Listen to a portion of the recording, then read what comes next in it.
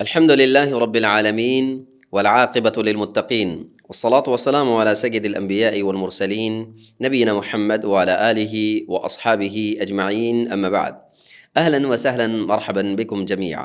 تمام طلبہ کرام کو خوش آمدید ہمارے اس دورے میں جس میں ہم کتاب اعلام السنہ المنشورہ لحافظ حکمی رحمۃ اللہ علیہ، یہ کتاب عقیدے کے موضوع پر مرتب کی گئی ہے اور اس کتاب کو سوال اور جواب کی صورت میں ترتیب دیا گیا ہے۔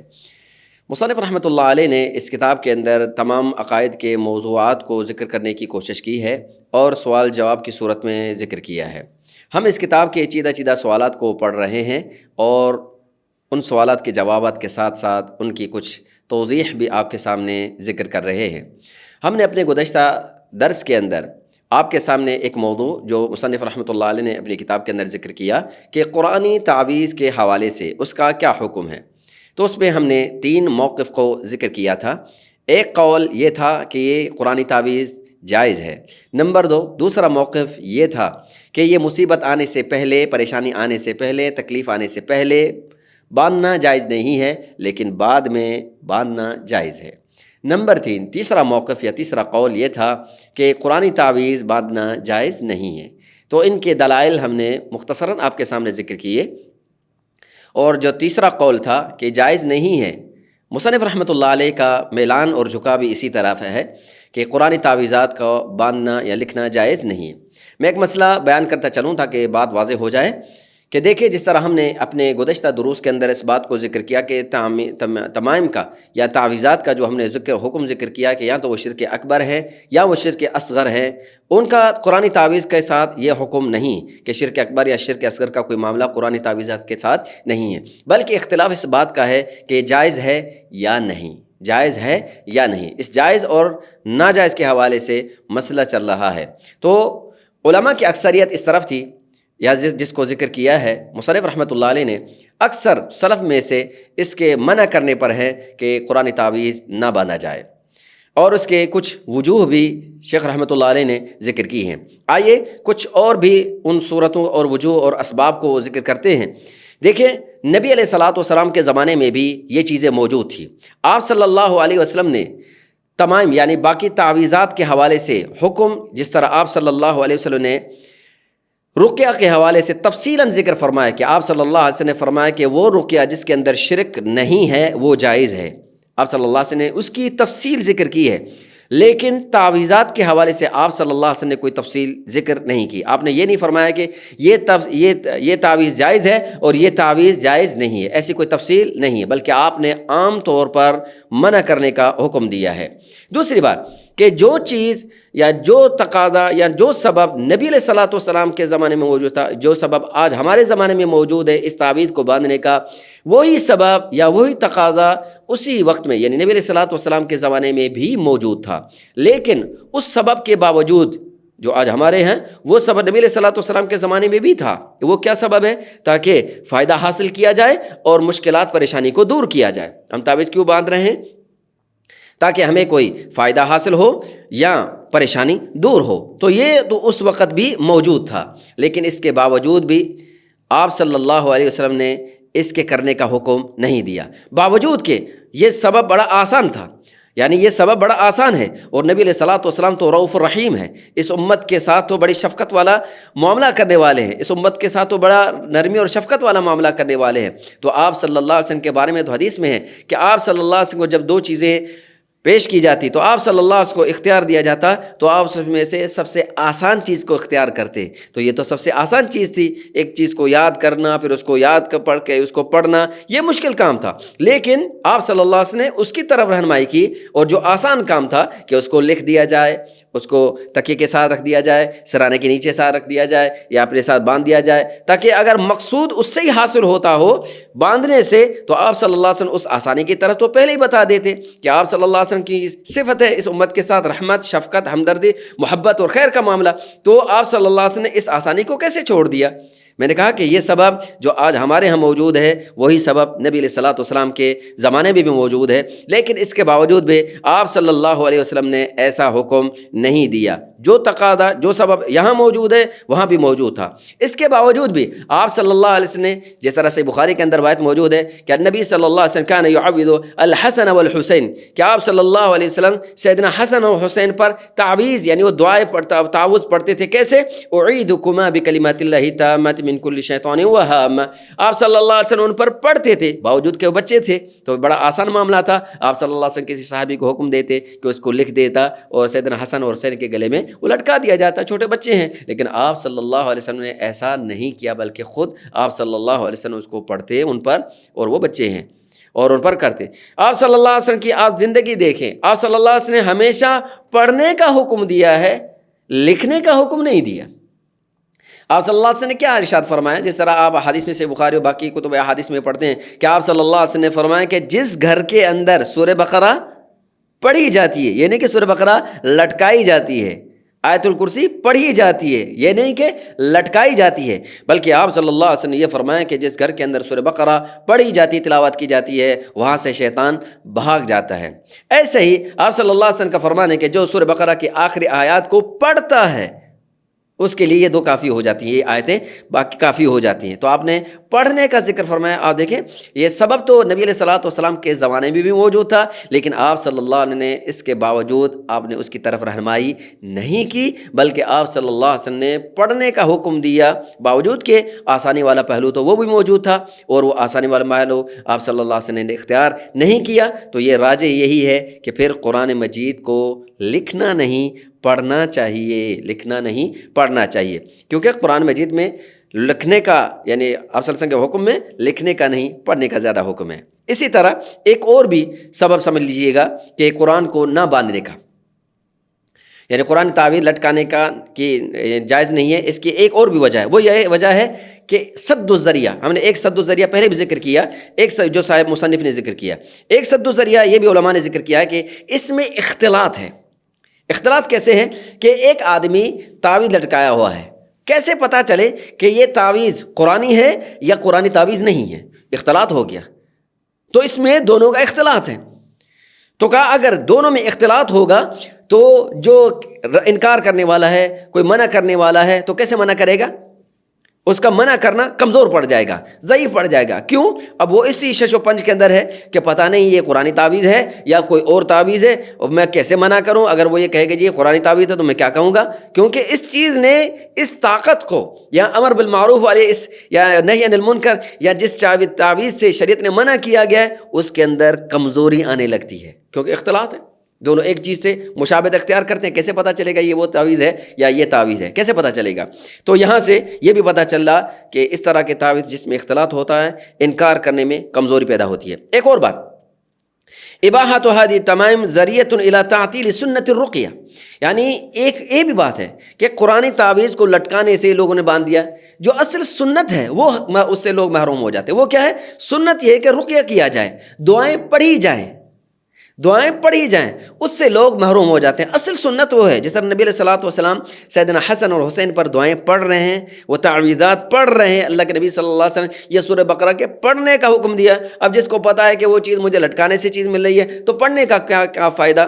پڑھنے کا کیا فائدہ؟ تو اس سے رقیہ جو پڑھنے والی سنت ہے، رقیہ کرنے کی جو سنت ہے وہ معطل ہو جاتی ہے، وہ ساقط ہو جاتی، چھوٹ جاتی ہے، اور لوگ دوسری طرف چلے جاتے ہیں۔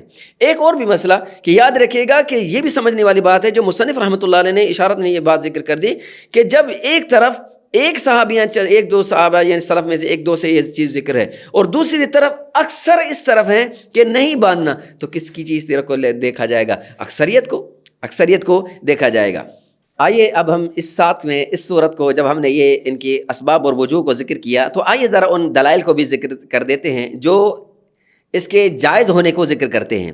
ان دلائل میں سے دو دلیلیں بڑی اہم ہیں جو ہم نے اپنے گزشتہ درس میں بھی ذکر کی۔ نمبر ایک دلیل جو ان کے پاس عمومی آیات ہیں جس میں قرآن مجید سے استشفاء بالقرآن یعنی قرآن سے شفا حاصل کرنے کا حکم ہے، وہ بطور خاص یا قرآن سے فائدہ حاصل کرنے کا حکم ہے۔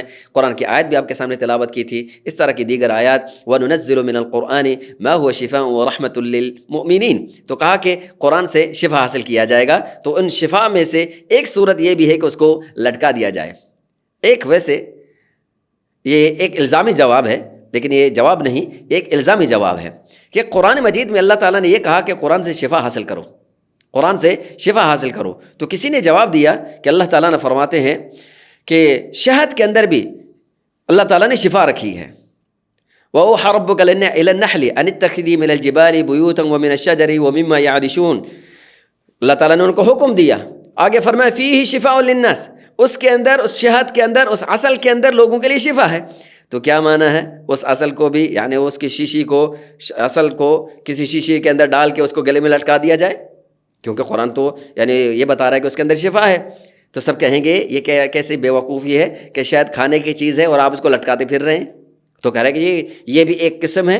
تو ایک الزامی جواب ہے کہ جب شہد کے بارے میں قرآن یہ کہتا ہے کہ اس کے اندر شفا ہے تو اس کو لٹکایا نہیں جائے گا، اس کو کھایا جائے گا، اس کی شفا اس کے اندر رکھی گئی ہے، کھانے کے اندر۔ اور اللہ کے رسول صلی اللہ علیہ وسلم کی سنت بھی اس کے اندر ثابت ہے کہ آپ صلی اللہ علیہ وسلم نے مریض کے بارے میں حکم فرمایا کہ اس کو شہد پلاؤ، جس کا پیٹ خراب ہو گیا تھا، آپ نے اس کو کھلانے کا حکم دیا، لٹکانے کا حکم نہیں دیا۔ تو جیسے یہاں پر بھی نہیں ہے اللہ کے رسول کا حکم، یہاں بھی اللہ کے رسول صلی اللہ علیہ وسلم کا حکم نہیں ہے، بلکہ وہاں اللہ کے رسول نے دوسرا عمل بتایا، وہ کھلانے کا تھا، اور یہاں قرآن کے حوالے سے پڑھنے کا حکم ہے، لٹکانے کا حکم نہیں۔ خیر، یہ تو ایک الزامی جواب تھا۔ آئیے ہم ان استشفاء بالقرآن کی آیات کو طرف آتے ہیں کہ دیکھیں قرآن مجید کے اندر استشفاء یا ان دلائل کو اللہ تعالیٰ نے جو عموم سے ذکر کیا ہے، یہ ایسا نہیں جو ذکر کیا گیا ہے، یعنی اس کے لیے بطور نص چاہیے، اس کو بطور نص چاہیے۔ اگر اس چیز کو عام طور پر رکھ دیا جائے اور پھر اس کو توسع ذکر کر دیا جائے، ہر ایک بندہ چاہتا ہے، سمجھتا ہے اس کو اس انداز میں کر دیا جائے قرآن کو، تب بھی مجھے شفا حاصل ہو رہی ہے، تب بھی ٹھیک ہے، اس قرآن کو اس انداز میں کر دیا جائے، اس طریقے سے استعمال کیا جائے تو مجھے شفا ہو رہی ہے، تو بھی جائز ہے۔ مثال کے طور پر نعوذ باللہ من ذالک، نعوذ باللہ من ذالک، یہ میں واقعہ اس لیے ذکر کر رہا ہوں کہ جن لوگوں نے اس کے جواز کا قائل اجازت یعنی جائز کے قائلین ہیں یا اس کی اجازت دی ہے، اس میں لوگ کتنا آگے نکل جاتے ہیں۔ میری ملاقات ایک آدمی سے ہوئی اور جو مجھے کہتا، اس نے مجھے واقعہ بتایا کہ جی میری کمر کے اندر بڑی تکلیف تھی، تو پھر میں نے کافی علاج کروایا لیکن کوئی افاقہ نہ ہوا۔ تو مجھے ایک آدمی نے کہا نعوذ باللہ من ذالک، قرآن مجید کو لیں اور اس کے اوراق لیں اور اس کے چھوٹے چھوٹے ٹکڑے کر دیں۔ قرآن مجید کے اوراق، وہ جس میں لکھ کے کسی اوراق کے اندر انہیں لکھ کے اس کو ٹکڑے کر دیے، اس کو پھاڑ کے ان کے ٹکڑے ٹکڑے کر کے ایک جگہ پر جمع کیے اور ان کو لٹا دیا اور ان ٹکڑوں کو پھر آگ لگا دی۔ آگ لگانے کے بعد اس سے جو دھواں نکلتا جو اس کی کمر پہ لگا، کہنے لگا اس کے بعد میں ٹھیک ہو گیا۔ اب کوئی کہے کہ مجھے تو شفا اس طرح ملی ہے، تو کیا اس طرح کا بھی طریقہ جائز ہے؟ کیونکہ قرآن تو کہہ رہا ہے وَنُنَزِّلُ مِنَ الْقُرْآنِ مَا هُوَ شِفَاءٌ وَرَحْمَةٌ، تو کیا اس عمومی حکم کو لے کر ہم اس طرح کے طریقے کریں گے یا اس طرح کی اجازت دیں گے؟ دیکھیں ایک یعنی میں نے کہا کہ لوگ پھر کیسے توسع اختیار کرتے ہیں کہ شفا کے طریقے اپنے اپنے ڈھونڈ لیتے ہیں، تو یہ قطعاً جائز نہیں ہے، یہ قطعاً جائز نہیں ہے اس اعتبار سے۔ بارہ اس سے بچنا چاہیے، ایک صورت۔ اور دوسری دلیل جو صحابی رسول کا واقعہ ذکر کیا جاتا ہے سیدنا عبداللہ بن عمر بن عاص رضی اللہ تعالیٰ عنہ، سب سے پہلے اس کے کچھ ہم احوال ذکر کرتے ہیں کہ ایک پہلی بات کہ باب العقیدہ کے اندر یہ ایک صحابی کا قول ہے، صحابی کا قول ہے، اور صحابی کا قول حجت نہیں اس صورت کے اندر کہ باقی صحابہ، اکثر صحابہ اس کی مخالفت میں ہو، تو یعنی کیسے صحابہ وہ قول حجت ہو سکتا ہے کہ دوسرے صحابہ اس کی مخالفت کرتے ہوں۔ نمبر دو، دوسرا مسئلہ ہے کہ یہ اثر یعنی حدیث تو ثابت ہے، وہ حدیث تو وہاں تک ثابت ہے کہ نبی علیہ الصلوۃ والسلام نے یہ الفاظ فرمایا کہ یہ دعا پڑھنی چاہیے، لیکن اس کے بعد جو اثر سیدنا عبداللہ بن عباس سیدنا عبداللہ بن عمر بن عاص رضی اللہ تعالیٰ کی طرف منسوب کیا گیا ہے، اس اثر کے طرف ہے کہ وہ اثر کس سے مروی ہے؟ وہ اثر مروی تھا، یہ اثر مروی ہے محمد بن اسحاق سے، اور یہ معروف ہے کتب اصلاح کے اندر، محدثین کے نزدیک یہ بات معروف ہے کہ محمد بن اسحاق مدلس راوی ہیں اور یہاں پر صیغہ ان سے روایت کر رہے ہیں۔ جب صیغہ روایت ان سے روایت کیا جا رہا ہے اور مدلس راوی اس کی صراحت نہ کرے تو وہ ضعیف کے حکم میں آتا ہے۔ سند کے اعتبار سے یہ حصہ جو عبداللہ بن عمر بن عاص رضی اللہ تعالیٰ کی طرف منسوب کیا جاتا ہے وہ سندن ضعیف ہے۔ محمد یعنی ابن اسحاق کی تدلیس کی وجہ سے۔ نمبر 2، آئیے ایک اور معنی بھی دیکھ لیں۔ اگر دیکھیں کہ چلو جی بالفرض والمحال ہم اس کو صحیح مان لیتے ہیں، تب بھی اس کے اندر یہ دیکھا جائے گا کہ عبداللہ بن عمرو بن عاص رضی اللہ تعالیٰ نے یہ جو بچے جن کو انہوں نے لٹکا دیا، یہ بطور تعلیم تھا، بطور تعلیم تھا، بطور تعویذ نہیں تھا۔ اب ذرا حدیث پر ان کے اس جملے پر جو ذکر کیا جاتا ہے کہ فرماتے ہیں کہ ان میں سے جو بڑے بچے یاد کرتے تھے ان کو یاد کروا دیتے تھے، ان کو یاد کرواتے تھے، اور جو چھوٹے تھے ان کو وہ لکھ کے لٹکا دیتے تھے۔ وہ کس لیے؟ تعلیم کے لیے، کہ چھوٹا بچہ فوراً یاد نہیں کر پاتا، اس کو وقتاً تھوڑا تھوڑا کر کے یاد کرے گا، تو وہ چیز اس کے سامنے ہوگی تو بار بار دیکھے گا اور یاد کرے گا۔ تو علماء نے اس کی توجیہ یہ بھی ذکر کی ہے کہ یہ لٹکانا تعویذ کے طور پر نہیں، تعلیم کے طور پر تھا۔ تو ہمیں ایک اس کا یہ بھی جواب ہے۔ دوسرا اس کا یہ بھی ذکر کیا گیا ہے، دیکھیں اس کے اندر احتمال یہ بھی ہے، جب احتمال آ گیا نا کہ یہ تمیمہ کا ہے یا یہ غیر تمیمہ ہے، یہ یعنی احتمال آ گیا، یہ سارے احتمالات جب آ جاتے ہیں اس کے اندر، یہ بھی احتمال ہے، یہ بھی احتمال ہے۔ جب احتمال آ جائے کسی چیز کے اندر تو اس کے اندر استدلال ضعیف ہو جاتا ہے، اس سے استدلال لینا ضعیف ہو جاتا ہے۔ یہ سارے احتمالات ہیں جو ابھی آپ کے سامنے ذکر کیا۔ نمبر 1 وہ اثر سندن ثابت نہیں ہے۔ نمبر 2 یہ صحابی کا ایک قول ہے اور جس کے مخالفت میں بہت سارے صحابہ کے اقوال موجود ہیں۔ نمبر 3 اور یہ تعلیم کا، یعنی یہ تعلیم کے لیے تھا، تعویذ کے لیے نہیں تھا۔ تو اتنے سارے احتمالات جب موجود ہو تو اس سے استدلال کرنا ضعیف ہے، کمزور پڑ جاتا ہے یہ استدلال بھی۔ آئیے دوسرے قول یا موقف کی طرف۔ اچھا ایک یہاں پر ہم چلو اس کی طرف ایک اور بھی، ابھی جو ہم نے مسئلہ پڑھا ہے عبداللہ بن عمرو بن عاص رضی اللہ تعالیٰ کے حوالے سے، یہ بھی مسئلہ سمجھنا چاہیے کہ عبداللہ بن عمرو بن عاص رضی اللہ تعالیٰ کا جو واقعہ ذکر کر کے بطور استدلال اور جواز ذکر کرتے ہیں، یہ تو سب کو باندھنے کی اجازت دیتے ہیں، لیکن عبداللہ بن عمرو بن عاص رضی اللہ تعالیٰ کے اگر اثر کو بھی دیکھ لیا جائے تو یہ تو صرف چھوٹے بچوں کے لیے تھا، بڑوں کے لیے تو معاملہ ہی نہیں ہے۔ ان کے ہاں تو انہوں نے بڑے بچوں کو تو یاد کروایا ہے، اور یہاں پر تو ہر ایک کو، عام اور خاص، مرد عورت سب کو، پڑھنے والے غیر پڑھنے والے سب کو لکھ کے دے رہے ہوتے ہیں کہ چلیے جی یہ لکھ لیا اور لٹکا دیں، یہ لکھ لیا اور لٹکا دیں اس کو۔ تو کہا اس صورت کے اندر تو چلیں، کم از کم جس پر عمل کیا جا رہا ہے چلو وہ سیدنا عبداللہ بن عمرو بن عاص رضی اللہ تعالیٰ کے اس عمل کی طرف ہی آ جائیں۔ لیکن یہ جو مجوزین ہیں، جو اس کے جواز کے قائلین ہیں، وہ بھی اس پر عمل نہیں کرتے، جو قرآن تعویذات کے قائل ہیں وہ بھی اس پر عمل نہیں کرتے۔ کیوں؟ صحابی تو چھوٹے بچوں کو باندھ رہے ہیں اور بڑوں کو یاد کروا رہے ہیں، تو یہاں تو سب کو عام طور پر دیا جا رہا ہے، تو کیسے صحابی کے عمل سے یا اس سے دلیل لی جا رہی ہے؟ بہرکیف یہ ان کے موقف کے بھی خلاف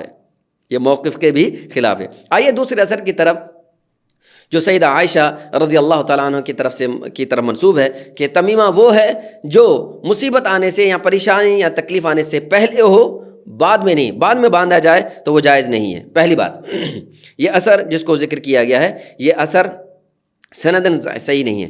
یہ بکیر بن اشج اور ان قاسم بن محمد ان عائشہ، یہ بکیر کی ملاقات قاسم بن محمد سے ہو ہی نہیں، یہ ثابت نہیں۔ بکیر یہ اثر جو مروی ہے نا، بکیر ان قاسم بن محمد ان عائشہ رضی اللہ عنہ، یہ اثر ذکر کیا جاتا ہے، تو یہ اثر بکیر کی ملاقات ثابت نہیں ہے قاسم بن محمد سے۔ جب قاسم بن محمد سے ملاقات ثابت نہیں تو سند کے اندر انقطاع ہے، جب انقطاع ہے تو یہ حدیث یعنی اثر منقطع ہے، جب منقطع ضعیف ہے تو اس سے استدلال کیسے کرنا؟ یہ اور دوسری بات کہ اس کے اندر تو لفظ تمیمہ ہے، قرآن کی تو بات ہی نہیں ہے۔ اس اثر کے اندر تو تمیمہ کی بات آئی، اور تمیمہ کے اندر تو ہر چیز آ جاتی ہے، ہر تمیمہ ہے، اس کے اندر کچھ بھی لٹکا دیا جائے، کچھ بھی لکھ دیا جائے، تو قرآن کی تخصیص کہاں سے آ گئی؟ تو بار کے یہ ہم پہلے اثر کی طرف آ گئے کہ وہ اثر ہی سندن ٹھیک نہیں ہے، اور دوسری بات اس سے استدلال کرنا بھی درست نہیں ہے۔ کیوں استدلال درست کرنا صحیح نہیں ہے؟ کیونکہ اس میں لفظ تمیمہ عام ہے، اس کی کوئی تخصیص قرآن کی آیات یا احادیث کا کوئی ایسا ذکر نہیں کیا گیا یہ جائز اور یہ جائز نہیں ہے، ایسا بھی کوئی معاملہ نہیں ہے۔ ایک اور بھی تنبیہ کرتے چلیں یہاں پر تعویذ کے حوالے سے، جو بات ہمارے یہاں کہتے جی ہم قرآن چلو سب کچھ ہو گیا، ان سب کو بھی مان لیا، لیکن ایک اور چیز آخری چیز، وہ یہ لوگ جو قرآن آیات کو لکھتے ہیں بطور خاص، یہ شعوذہ مشعوذ قسم کے لوگ، یہ جادوگر، یہ جو شعبدہ بازی دکھاتے ہیں، اس طرح کے کرتب یا نمونے دکھاتے ہیں، یہ کاہن اور جادوگر قسم کے لوگ کیا کرتے ہیں؟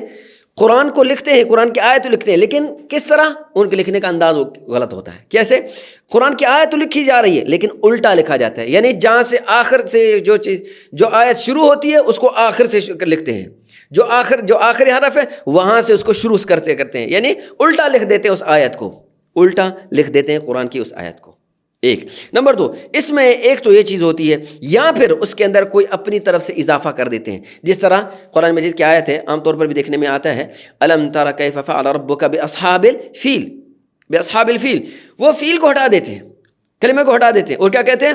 الم تر کیف فعل ربک باصحاب القرین، تمہارے جن کے ساتھ، اس شیطان کے ساتھ یا جو قرین انسان کے ساتھ کیسے کیا، باقی پوری آیت کو جوڑ دیتے ہیں، یعنی کوئی کلمہ لفظ اپنے ساتھ اس کے ساتھ جوڑ دیتے ہیں، اس طرح کے الفاظ یا اس طرح کی چیزیں اس کے ساتھ جوڑ دیتے ہیں، تو یاد رکھیے گا یہ چیزیں قطعاً جائز نہیں ہیں، ایسی چیزیں کرنا یہ شرک کے زمرے کے اندر لے کے جاتی ہیں اور حرمت پر دلالت کرتی ہیں، یہ قطعاً جائز نہیں ہے۔ بہرحال خلاصہ کلام کا ہمارا اس موضوع پر یہ جتنے دلائل اور ہم نے توجیحات اور اسباب اور ذرائع جو ذکر کیا سد و ذریعہ کے طور پر، ان سب چیزوں کو دیکھتے ہوئے قرآن مجید یعنی قرآنی تعویذات کو لٹکانا یا باندھنا جائز نہیں ہے۔ اسی موقف کی طرف شیخ رحمۃ اللہ علیہ نے بھی توجہ دلائی ہے اور کہا کہ وہو الاولا، اور یہی زیادہ راجح اور اولا ہے۔ اسی پر آج کے درس کا پر اختتام کرتے ہیں۔ الحمدللہ آج کا یہ درس جو ہم نے آج اس پر اختتام پذیر ہوئے، الحمدللہ آج کا یہ دورہ بھی الحمدللہ اسی پر مکمل ہوتا ہے بتوفیق اللہ۔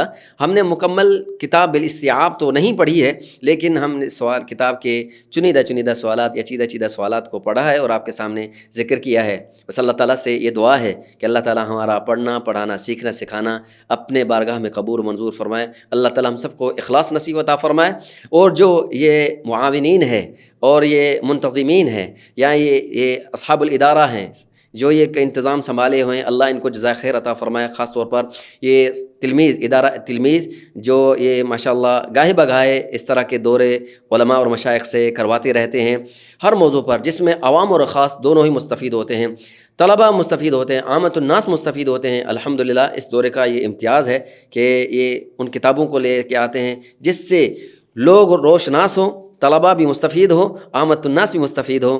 تو آخر میں آپ احباب سے دعا کی درخواست ہے، اپنے لیے، اپنے والدین کے لیے، اپنے اساتذہ کے لیے، اپنے طلباء کے لیے، تمام محسنین کے لیے اور بطور خاص ان ادارے والوں کے لیے اللہ تعالیٰ ان سب کو جزائے خیر عطا فرمائے۔ اللہ تعالیٰ سے دوبارہ آخر میں یہ دعا کرتے ہیں اللہ تعالیٰ ہم سب سے راضی ہو اور اس عمل کو اپنی درگاہ میں، بارگاہ میں اللہ تعالیٰ قبول فرمائے۔ نسأل اللہ القبول و توفیق و سداد۔ السلام علیکم ورحمۃ اللہ وبرکاتہ۔